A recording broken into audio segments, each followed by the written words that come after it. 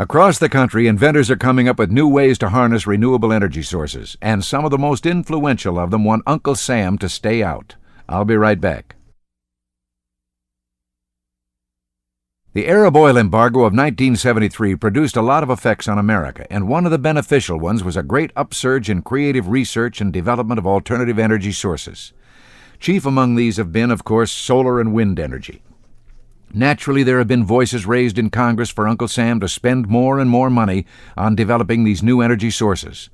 But now some of the most respected voices in the alternative energy field are discrediting the arguments for ever-increasing government subsidies. Tom Bender is one such person. He was a leader in the creation of the National Center for Appropriate Technology, funded by the Federal Community Services Agency. But he has become a sharp critic of that organization and the federal funding approach in general. Bender says that government funding for alternative technology is probably not necessary, mainly because so much progress is being made without it. There's a growing awareness, he says, that our problems must largely be resolved by local responsibility and action, and that government money is not free dollars, but only our own hard work and taxes diluted 5-to-1 with bureaucratic red tape and control.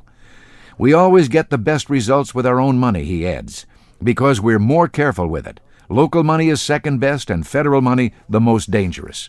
Another leading figure in solar energy development, Steve Baer, is even more critical. Baer says that President Carter is silly to hand out so much rhetoric about a national energy policy.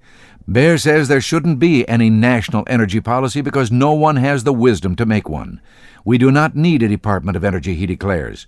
We do not need laws governing everything from the car you drive to the windows in your house.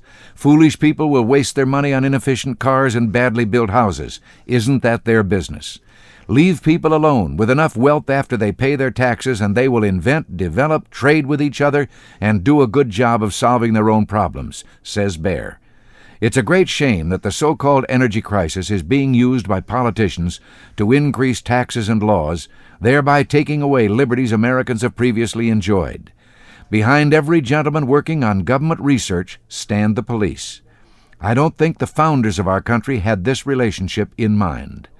Unquote, from solar energy leader Steve Baer. These solar pioneers are right on target.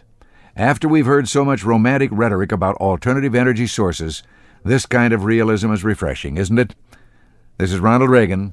Thanks for listening.